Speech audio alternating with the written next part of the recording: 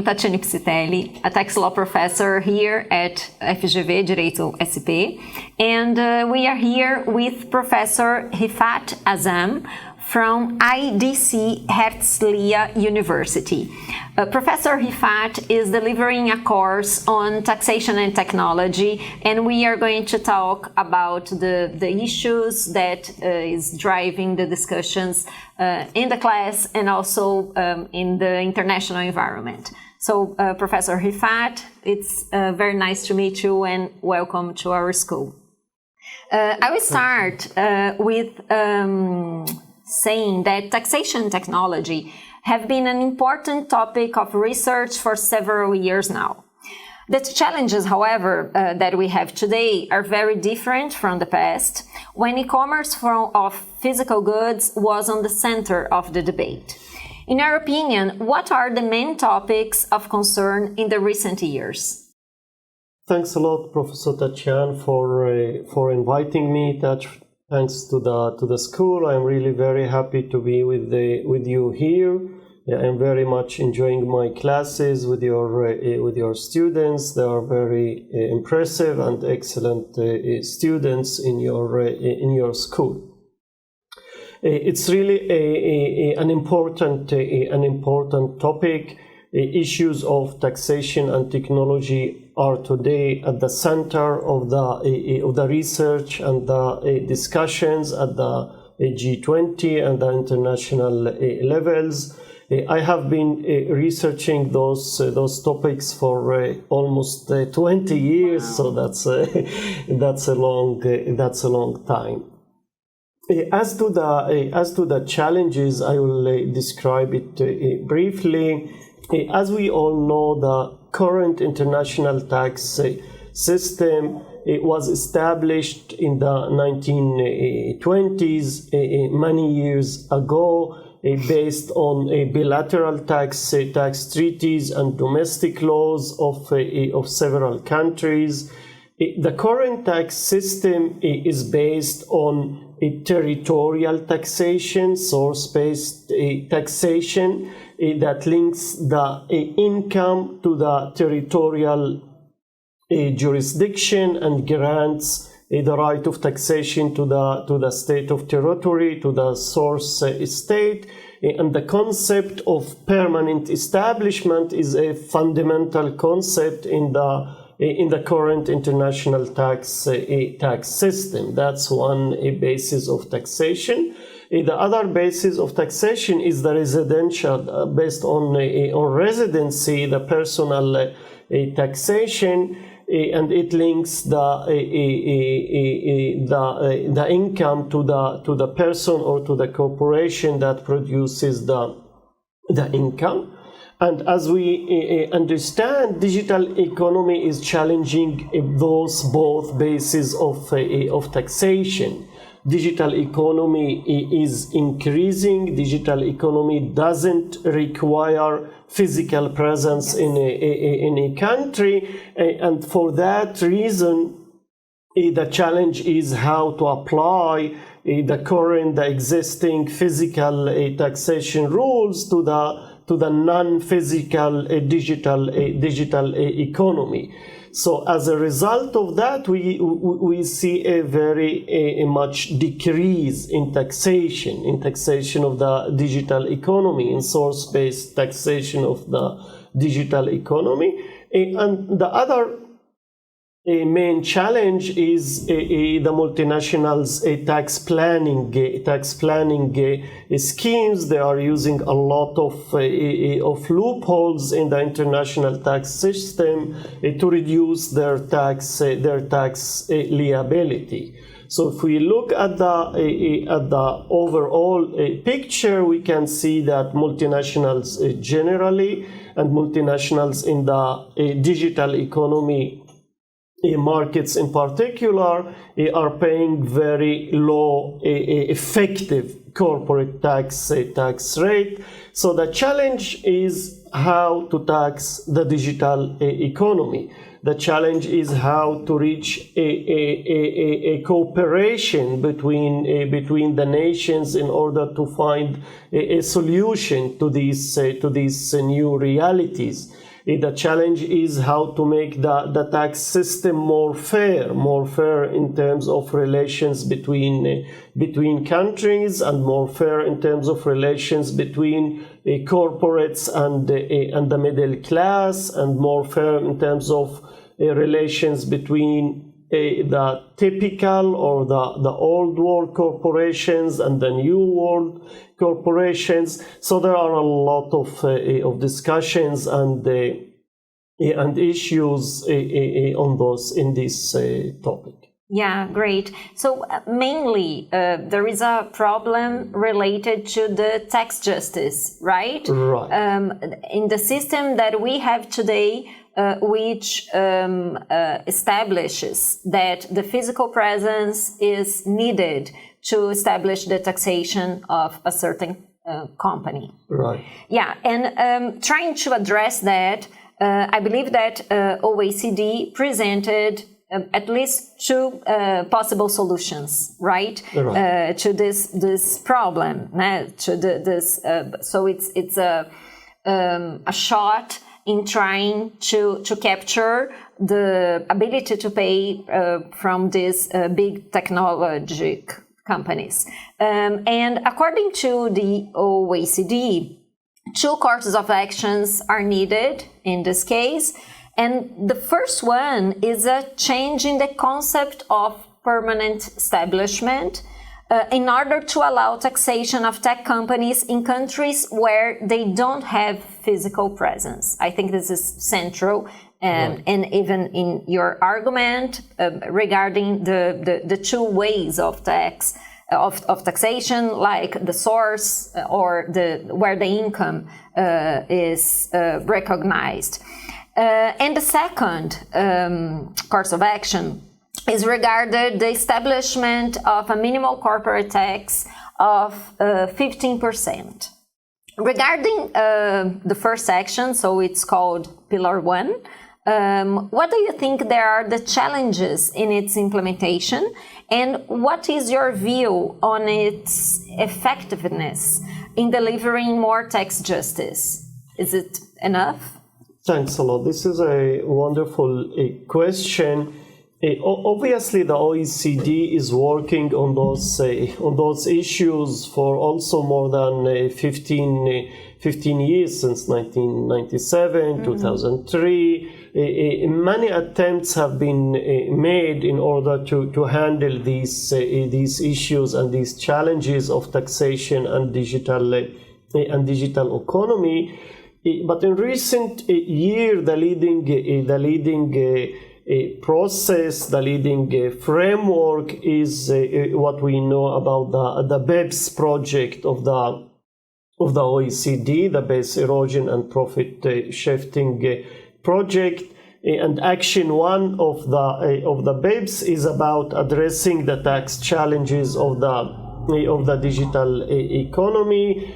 Under the BEPS, countries came to an inclusive framework with the wide participation of more than 130 countries. And the bottom line today is really the publication of Pillar 1 and Pillar 2 on digital economy. As you mentioned, Pillar 1 introduces a new nexus, a new taxing right. According to Pillar 1, the tax in some circumstances under the scope of Pillar 1 to large companies with high profits, it grants a taxing right under amount A to the jurisdiction of the customers. So that's Pillar 1. In terms of fairness, the idea behind Pillar 1 is really justified because I think that consumers are playing an important role in producing the income and the profits of multinationals digital world. Digital companies are reaching out to consumers all over the world online. So consumers are an important part in the process of producing the income. So I think it's really fair to grant such a right of taxation based on consumers. So in terms of fairness, I think it is fair. However, this is a substantial change to the international tax system. It's a substantial change to the treaty law. Yeah. So because it is changing treaty law, there is a need for a new multilateral treaty, and that's actually the plan of the OECD in order to implement Pillar 1. The plan is to introduce a new multilateral treaty, but I see a substantial difficulties in reaching such a wide international agreement towards a multilateral treaty that brings new nexus laws. That's one difficulty. Other difficulty that I see in Pillar 1 is about the complexity of the system. I don't want to go into details of Pillar 1, but it's a very complex system of attribution and of source rules. And I think that the complexity of Pillar 1 adds to the difficulties of implementing Pillar 1. Yeah, and in this sense, how to measure the digital presence, right? Right. Because this is essential to establish the taxation in a certain jurisdiction. Right. And so, do we have any rules on that or any clues? Pillar 1 introduces new rules of source rules for Pillar 1 for the amount calculations, for determining the jurisdictions of the consumers that should be considered in the process of attributing the income and granting taxing rights. So Pillar 1 includes detailed rules in order to handle all these questions. But I see that the complexity of the rules is making the feasibility of the rules harder, but mainly because it requires a wide international cooperation, because it is changing treaty law. I see the difficulties of implementing Pillar 1. Great, thank you. And what about Pillar 2? Because it establishes a minimal corporate tax of 15%, but it's not only regarded the tech companies, right? Right. So is it enough?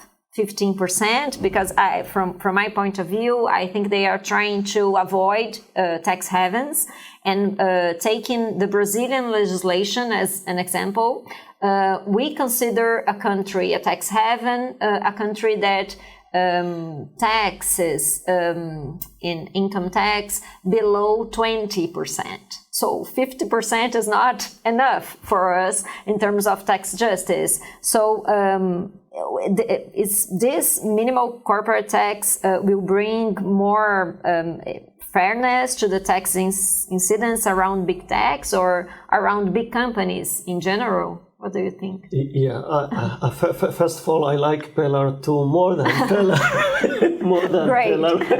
Pillar 1 because I proposed in the past in one of my articles in 2017 at Columbia Journal of Tax Law. I proposed such a minimum tax. My justification in that article, minimum global effective corporate tax law, tax rate as general anti-avoidance rule. So I touched the problem. I made the proposal as with the justification of a anti-base erosion or as a general anti-avoidance rule. So that's the reason why I like Pillar 2. That's one reason. The other reason is because I think that Pillar 2 is more feasible. I think that Pillar 2 could bring a real taxation of the digital economy. It could bring real taxation of multinationals generally and multinationals in the digital fields and markets in particular. So I think it's a good rule.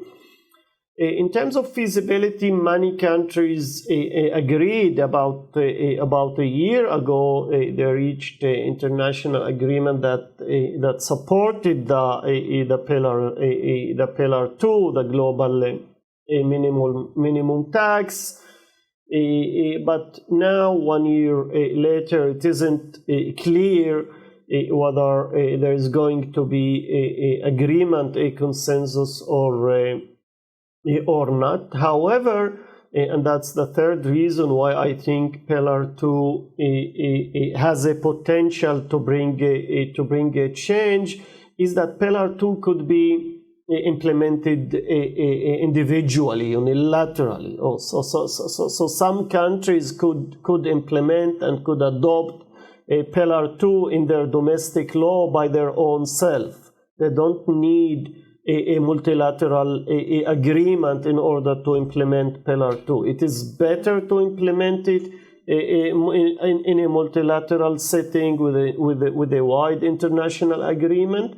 But even if that doesn't work, countries could adopt Pillar 2 unilaterally. Yeah, can I interrupt you? Yeah, but in this sense, but to be effective, the idea is that we don't have more these tax havens, and so to be effective, we need a global implementation, right? Or not?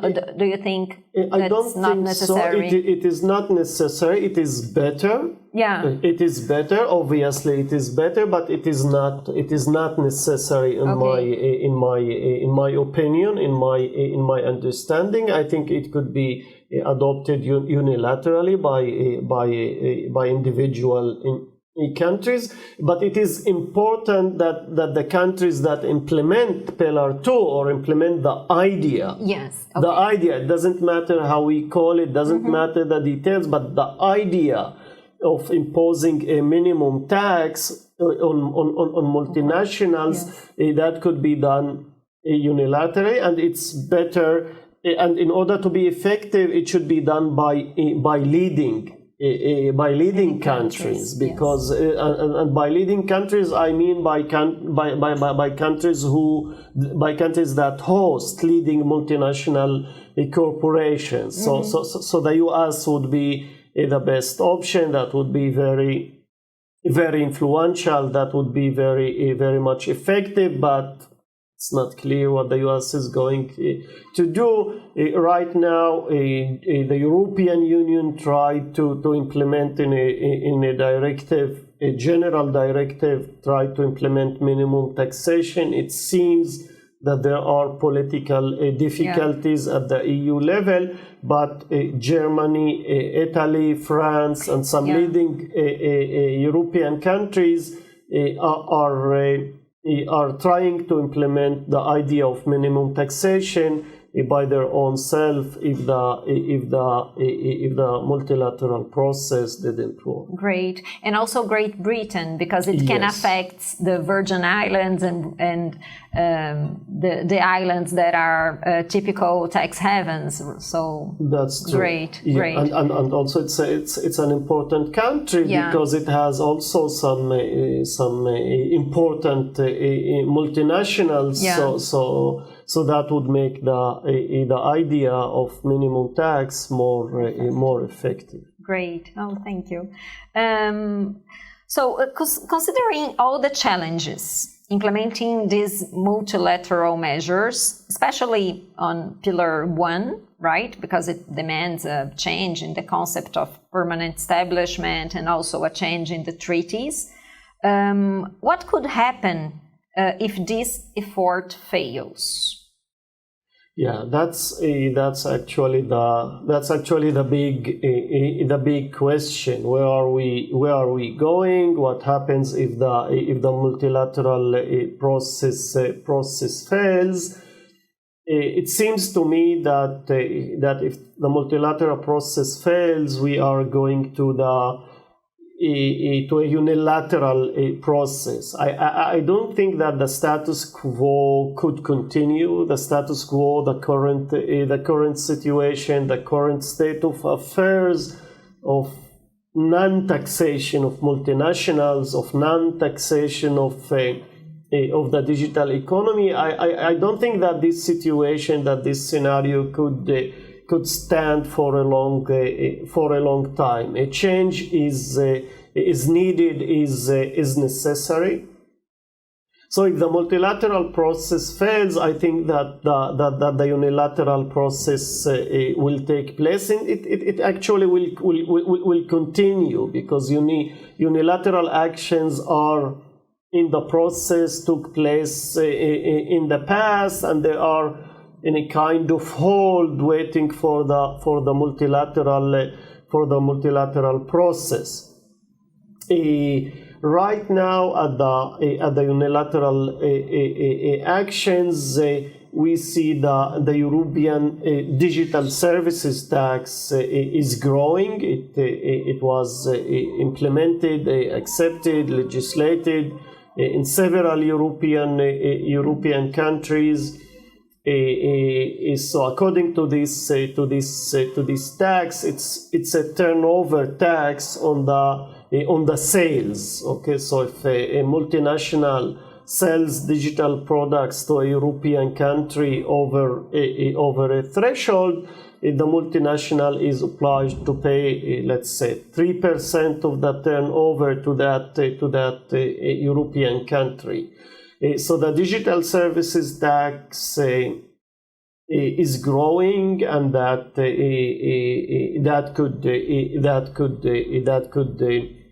could continue. There are some countries like India who try to introduce new concept of economic digital service, economic digital presence, and to tax based on economic digital presence. There are countries who are introducing a global minimum tax individually, unilaterally. So I think that in such a scenario, the unilateral actions will take place, and we will see a mismatch of rules with digital services taxes, with minimum taxes, with levies, with new nexus rules, and the system will develop in this way by several rules, by several countries in different direction. That's also a solution. It's not the optimum. It's not the best, but in my opinion, it's better than the current situation. So if the choice is between the continuous situation or unilateral actions by different countries, I support unilateral actions and legislation to tax the digital economy in a fair way.